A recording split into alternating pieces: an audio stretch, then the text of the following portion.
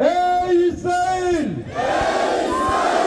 Ey Amerika! Ey İngiltere!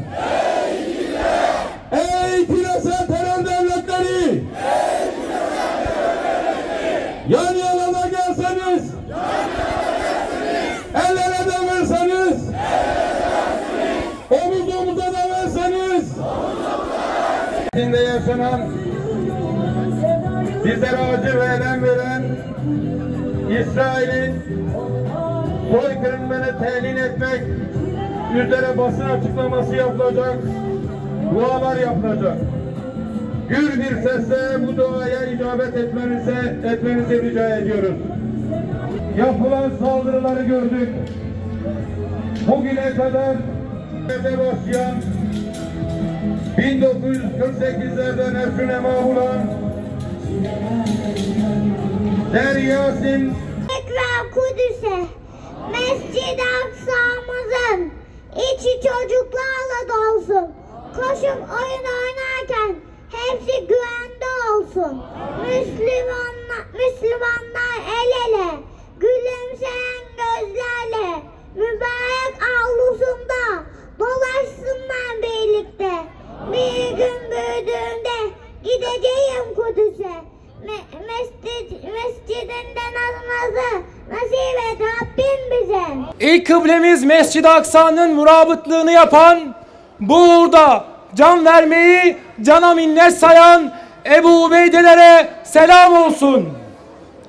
İsra ve Miraç mucizelerinin şahitliğini yapan, Darüsselam olan Kudüs'ü Siyonist çizmesi altında çiğnetmemek için şehit olan İzzettin Erkassamlara rahmet olsun. İşledikleri vahşetle Belhum Adel'in nasıl olabileceğini bizlere gösteren Siyonistlere lanetler olsun. Kutsal değeri tanımayan cani Siyonist çete ve onun ağababalarının el ele vererek soykırım kelimesini kifayetsiz kılan cinayetleri devam ederken, diğer tarafta ülkelerinin kaynaklarıyla aldıkları silahlarla kendi ülke insanlarını sindirip saltanatlarını muhafaza peşinde olan belamlar, alemi İslam'ın birliğine engel olmakla kalmayıp kirli iktidarlarının devamı için Siyonist çeteyle işbirliğinden geri durmamaktadırlar.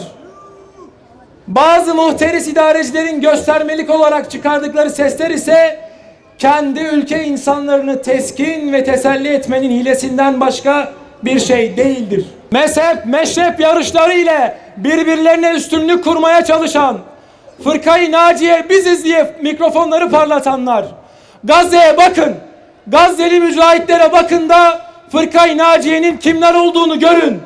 Bugün ihtilaflarımızı değil, ittifaklarımızı arttırma günüdür.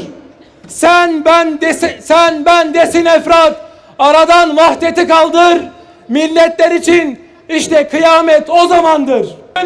Televizyon kanallarında hak maskesiyle 3 maymunu oynayan rejimlerinin sivil giyimli bekçilerinin geyik muhabbetleriyle avunma günü değil, her vicdanlı kişinin devlet idarecilerini zulme karşı ayağa kaldırmak için çaba sarf etme günüdür. Bugün bizden kazandıkları ile 7 kuşak geleceklerini ihya edecek dünyalığa sahip olmalarına rağmen Siyonizme destek olan ürünleri raflarından eksik etmeyenlere inat, boykotu daha da genişleterek, daha da yaygın hale getirerek devam ettirmeye söz verme günüdür.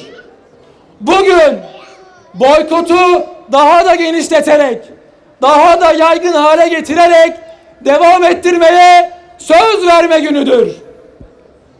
Bugün kelebeklerin takıldığı, eşek arılarının ise delip geçtiği örümcek ağını andıran uluslararası hukuk ile avunma günü değil, en azından İslam İşbirliği Teşkilatı üyesi 57 ülkenin İsrail uçaklarına hava sahalarını kapatacağı, Siyonist çeteyle tüm ticari ilişkilerini tamamen kesecekleri, tüm diplomatik ilişkileri askıya alarak akan kanın durması için acilen harekete geçme günüdür. Bugün caniliğin zirve yaptığı zulümleri canlı yayında seyretme ve sıradanlaştırma günü değil, Siyonist çeteyle ve işbirlikleriyle lanet okuma, zulme karşı içimizdeki kini diri tutma günüdür. Bugün mazlumların zaferi için Yüce Allah'a niyazda bulunma günüdür.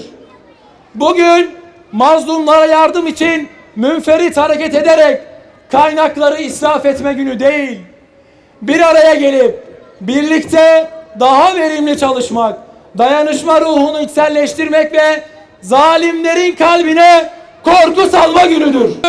Tek dişi kalmış Batı canavarına karşı insanlığın tek kurtuluş reçetesi olan İslam'ı fert olarak, aile olarak, cemiyet olarak, ümmet olarak yaşamak ve yaşatmaya gayret etme günüdür.